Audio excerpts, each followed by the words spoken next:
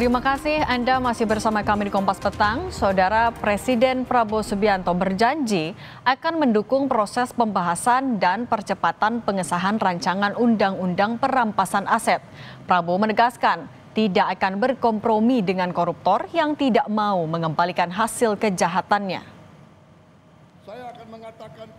Janji untuk mempercepat pembahasan rancangan Undang-Undang Perampasan Aset ini disampaikan Presiden saat berpidato dalam peringatan Hari Buruh Internasional di lapangan Monas.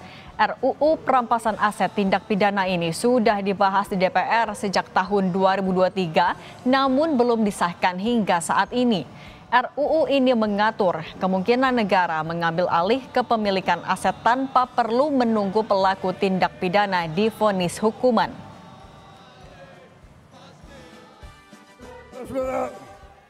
Dalam rangka juga pemberantasan korupsi, saya mendukung Undang-Undang Perampasan Aset. Saya mendukung. Enak aja. Udah nyolong, nggak mau kembalikan aset, gue tarik aja deh itu. Setuju? Pengesahan RUU Perampasan Aset juga merupakan salah satu dari tuntutan buruh yang disampaikan ke Presiden Prabowo Subianto di Hari Buruh. Selain isu tenaga kerja, seperti pembentukan Satgas PHK, pengesahan RUU Ketenagakerjaan, buruh juga menuntut pengesahan RUU Perampasan Aset sebagai bentuk dukungan terhadap pemberantasan korupsi. Presiden Prabowo Subianto berjanji akan mendukung proses pembahasan dan percepatan pengesahan rancangan Undang-Undang Perampasan Aset.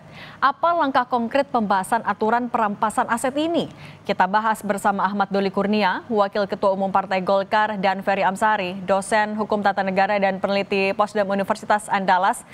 Mas Ferry, bagaimana kalau Anda membaca keseriusan dukungan dari Presiden Prabowo Subianto dan juga partai politik di DPR? Ya, tentu sebagaimana istilah yang sering dipakai oleh Presiden dalam berbagai hal tidak boleh omon-omon saja, tetapi juga harus dilaksanakan. Kalau kita lihat, Undang-Undang Perampasan Aset ini kan satu rangkaian ya produk yang harus dipenuhi negara pihak di dalam United Nations Convention Against Corruption, konvensi tentang anti korupsi. Dan salah satu yang disepakati adalah pembentukan Undang-Undang Perampasan Aset selain Undang-Undang Tindak Pidana Korupsi, Undang-Undang Lembaga Anti Rasuah, Undang-Undang Pencucian Uang yang kemudian dianggap sebagai satu kesatuan yang tidak bisa dipisah. Jadi Undang-Undang Perampasan Aset sebagai negara pihak harus diwujudkan. Dan kalau ini bisa diwujudkan oleh Presiden Prabowo, ini satu capaian yang cukup luar biasa dalam isu pemberantasan korupsi. Walaupun tentu kita akan lihat dulu isinya apa, gitu ya. Tapi apakah mungkin ini mampu dilaksanakan jika melihat tabiat koruptor yang cukup luar biasa di berbagai ruang selalu ada mereka, termasuk pembentuk undang-undang, gitu ya. Nah, ini kerepotannya di sana, apakah mampu Presiden meyakini teman-teman politiknya di parlemen untuk kemudian ikut menyetujui bersama Undang-Undang Perampasan Aset. Sejauh ini memang ya. Artinya tapi dukungan pernyataan Presiden kemarin belum cukup untuk memuluskan di DPR, masih banyak kendalanya? Ya, kalau bicara Undang-Undang Perampasan Aset, sebelumnya Presiden juga sudah pernah menyinggung Undang-Undang Perampasan Aset, bahkan di kampanye Presiden sebelum terpilih. Tapi faktanya tidak terjadi, bahkan kalau kita lihat ya, di dalam program legislasi nasional, Undang-Undang Perampasan Aset itu sudah lama nyantol di sana, tetapi tidak pernah bisa diwujudkan. Nah, pilihan Pak Presiden tentu saja sebagai negara pihak di Konvensi Anti Korupsi itu adalah mewujudkannya, dan kalau ini terwujud ini capaian luar biasa, tapi langkah untuk mewujudkan itu tidak mudah karena lawan-lawan presiden untuk mewujudkan itu adalah teman-teman koalisinya sendiri gitu ya. Artinya apa yang disampaikan oleh Menteri Hukum kalau yang menjadi kendala adalah berkaitan dengan politik, ini adalah memang kendala terbesarnya? Ya, kendala terbesarnya adalah apakah partai-partai politik, lembaga-lembaga yang menjadi bagian dari rencana pembentukan undang-undang ini akan mensupport pengesahan ini. Kalau kita simak sebenarnya tinggal meyakinkan kekuatan politik itu. Selebihnya sebagai presiden dengan koalisi besar, tentu dukungan itu serta-merta bisa dia peroleh mudah jika memang partai-partai mendukung langkah-langkah presiden. Tapi sejauh ini dengan persetujuan, dengan sikap presiden yang sangat tegas tadi, kita tidak melihat percepatannya. Karena sampai hari ini pembahasan draft rancangan undang-undangnya belum ada, naskah akademiknya juga belum tersebar, kita menunggu itu. Saya mendengar memang ini jadi salah satu target presiden untuk disahkan undang-undang perampasan aset, pembatasan uang kapital, dan undang-undang partai politik. Nah, apakah ini betul-betul bisa diwujudkan? Saya belum melihat ada ruang yang sangat kuat di parlemen. Oke, perlu menguatkan gerakan politik tadi ya. Saya mau tanya dulu ke Bang Doli. Bang Doli, tadi Mas Ferry bilang perlu adanya kesepakatan politik juga. Nah, kalau dari membaca dukungan presiden kemarin, seperti apa parlemen, terutama partai politik pendukung pemerintah akan menindaklanjuti itu? Komitmen ini seperti apa? Ya, pertama saya mau menjelaskan dan kemudian menegaskan ya, bahwa kalau kemudian ada selama ini yang menafsirkan bahwa rancangan undang-undang atau rencana pembahasan undang itu dihapuskan atau di-delete, saya tegaskan itu tidak benar, karena sampai sekarang kita juga sudah memasukkan rencana pembahasan pembentukan undang-undang tentang perampasan aset itu di dalam prolegnas pembahasan undang-undang. Nah, memang masih dalam long list, belum masuk di 2025. Nah, kenapa? Karena waktu itu kita sama pemerintah sepakat untuk kemudian menyesuaikan ya tentang ini kan berawal dari konvensi di PBB ya, United Nations Convention Against Corruption gitu loh. Nah, dan ini juga harus kita sesuaikan dengan mazhab, sistem dan konsep hukum kita gitu. Nah, tapi pelan-pelan pemerintah juga sudah mulai merubah. Jadi misalnya tadi ada rancangan undang-undang namanya rancangan undang perampasan aset. Nah, sekarang sudah kita masukkan menjadi rancangan undang-undang perampasan aset terhadap tindak pidana. Nah, tinggal nanti tindak pidana yang seperti apa, harusnya kan kalau apa yang menjadi concern dari Pak Prabowo itu kan ini berkaitan dengan soal pemberantasan korupsi.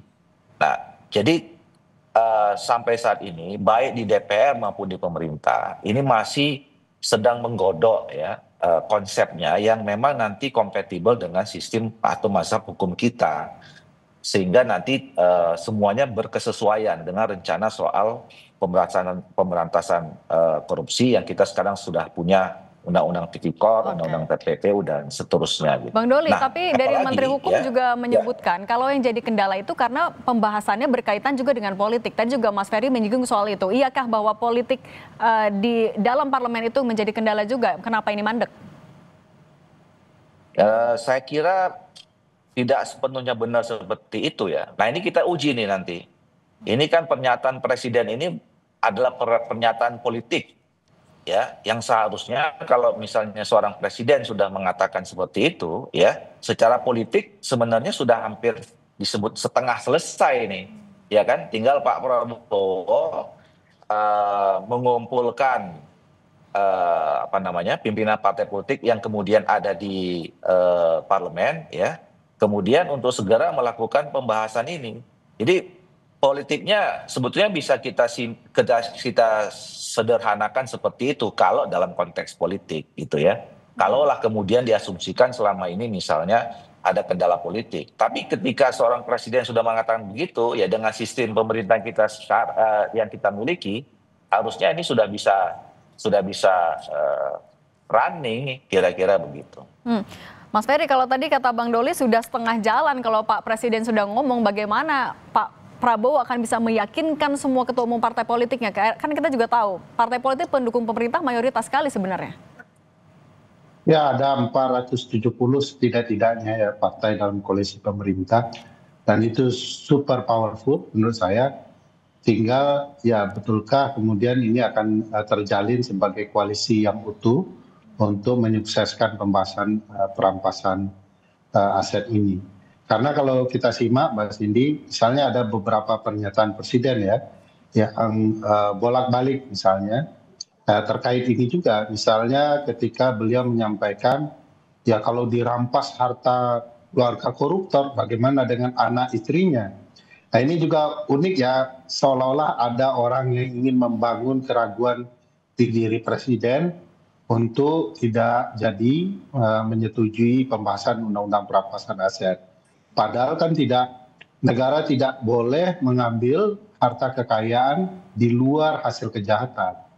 Jadi mudah-mudahan karena sudah dijawab juga dengan Bang Doli bahwa perubahan perampasan aset menjadi perampasan aset hasil kejahatan atau tindak pidana itu mempertegas bahwa negara tidak dalam rencana untuk mengambil seluruh harta, tetapi harta yang berkaitan dengan hasil kejahatan saja. Kalau persoalannya sudah selesai, menurut saya ya komitmen antara pemerintah dan DPR untuk menyelesaikan undang-undang ini mestinya segera wujud. Bang Doli tadi menyambung juga soal belum masuk prolegnas prioritas 2025 sebenarnya. Artinya langkah konkret yang akan dilakukan dalam waktu dekat dari partai politik di DPR apa? Ya, Saya kira tentu kalau satu, ya Bang Doli. Bang Doli silakan. Bang Doli silakan. Iya, saya kira tinggal tadi ya kalau sudah kemudian ada kesepakatan ya di antara pimpinan partai politik, ini kan tinggal teknis saja. Kalaupun kemudian selama ini belum dimasukkan dalam prolegnas 2025, dalam peraturan perundang kita sebetulnya prolegnas itu bisa dirubah kapan saja, ya minimal 1 tahun sekali sebelum masuk masa tahun berikutnya gitu ya. Jadi kalau kemudian nanti Pak Prabowo sudah melakukan konsolidasi, yang memerintahkan Menteri Hukum, kemudian dibicarakan di DPR, ada pertemuan lagi antara DPR dengan pemerintah untuk merevisi daftar prioritas prolegnas kapan ya atau kapan kita memasukkan ini. Apakah masih sudah selesai pembahasan kita tentang konsepnya dan kita bisa mulai 2025 atau misalnya paling lambat 2026, kira-kira begitu. Mas Ferry, tadi kan masih menyamakan mazhab dulu nih antara pemerintah dan juga DPR, tapi poin-poin atau pasal yang tetap harus diperjuangkan di RUU perampasan aset apa saja, Bang? Ya, sebelum ke poin itu Mbak Cindy, kalau boleh melanjutkan soal bisakah ini segera dibahas, perlu diingat bahwa Undang-Undang BUMN dan Undang-Undang TNI tidak masuk juga prolegnas, tapi segera bisa dituntaskan. Dengan itu artinya Undang-Undang perampasan aset kalau niatnya sama baik pasti akan segera bisa dibahas. Nah, poin-poin apa yang kemudian menjadi hal yang krusial menurut saya adalah bagaimana mekanisme pola perampasan aset itu, karena bagaimanapun kalau kemudian niatnya baik tapi mekanismenya buruk, ini akan menimbulkan kekacauan juga. Uang itu mungkin tidak akan masuk kepada kas negara atau karena hal-hal lain yang membuat itu malah tidak efektif dalam upaya pemberantasan korupsi. Kedua yang perlu dibahas tentu siapa lembaga yang bertanggung jawab dalam isu perampasan aset ini, karena bukan tidak mungkin ini akan menjadi concern masing-masing lembaga para penegak hukum untuk memposisikan dirinya sebagai lembaga yang berwenang. Dan itu biasanya penuh dengan kesepakatan politik yang mungkin juga akan memperlambat pembahasan. Ketiga, apakah kemudian ada fairness dalam upaya perampasan aset? Jangan karena pelaku kejahatannya adalah orang besar, lalu perampasan aset itu tidak terbuka, sehingga akhirnya tidak akan optimal ya dalam upaya Oke. pemberantasan korupsi terhadap hasil kejahatan. Oke, tadi Mas Ferry juga sempat menyinggung soal yang nggak masuk prolegnas aja sebenarnya bisa dibahas kalau Bang Doli. Tapi kalau peta politiknya di DPR saat ini sudah satu suara belum parpol di DPR ini untuk menggolkan RUU perampasan aset? Ya, pertama tadi undang-undang itu sebenarnya masuk dalam prolegnas. Nah, tinggal tadi dia akan bisa dimulai itu berdasarkan kesepakatan politik. Kemarin kan kalau kita berkaca dari undang-undang TNI itu dibicarakan dulu di level pimpinan, ya, terus kemudian dibahas di rapat konsultasi pengganti badan musyawarah dan dibacakan kembali di paripurna. Nah, jadi tadi saya kira memang kuncinya adalah adanya kesepakatan konsensus di pimpinan-pimpinan partai politik. Nah, kalau itu sudah terjadi, urusan di DPR itu menjadi teknis. Tapi Tinggal dinamikanya mengikuti sejauh ini alur gimana mekanisme Bang Doli? saja. Dinamika tentang soal Soal RUU perampasan aset di antara parpol atau fraksi di DPR? kalau kami di DPR sebenarnya masih terus, tadi saya katakan kami masih minta terus teman-teman di Badan Keahlian Dewan untuk menyusun ya apa saja sebetulnya materi-materi penting tentang soal perampasan aset ini yang berkaitan dengan tadi soal penyelesaian terhadap sistem hukum kita ya. Contoh misalnya kemarin saya pernah mengemukakan soal istilah walaupun ini teknis ya. Kenapa kita harus menggunakan kata perampasan misalnya? Ya ini salah satu diskusi ya. Padahal sebenarnya kalau kita lihat di UNCIC itu namanya aset recovery ya pemulihan. Nah jadi sebetulnya diskusi-diskusi internal dan saya yakin juga di pemerintah berkaitan dengan soal materi-materi tentang perampasan aset ini masih berjalan sampai sekarang. Kalau Mas Ferry melihatnya peta politik di DPR sudah satu suarakah atau masih ada yang berat kayaknya untuk bantu menggolkan RUU? Ya, suasananya masih ada nuansa berat itu ya. Kalau tadi beliau bilang sudah masuk prolegnas kan tidak prioritas, samalah statusnya. Bahkan kita punya banyak contoh undang-undang yang tidak masuk prolegnas sekalipun ikut dibahas juga. Dan itu biasa sebenarnya kalau dilihat undang-undang pembentukan peraturan perundang-undangan kan bisa berdasarkan putusan MK, masukan dan kebutuhan masyarakat ya bisa dibahas. Dan saya pikir ya kalau kemudian DPR sudah sepakat ya peristilahan itu bukan sebuah hal yang perlu diperdebatkan panjang. Karena kalau di dalam bahasa Inggris kan stolen asset recovery ya.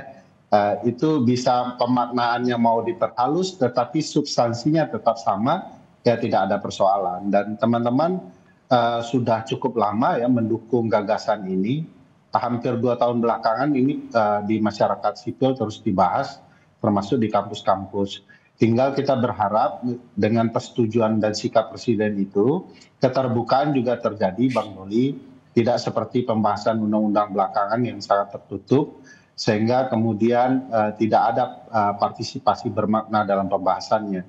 Yang kita khawatirkan undang-undangnya kesannya kuat tetapi isinya lembek gitu ya, tidak bertenaga untuk ikut serta dalam upaya pemberantasan korupsi.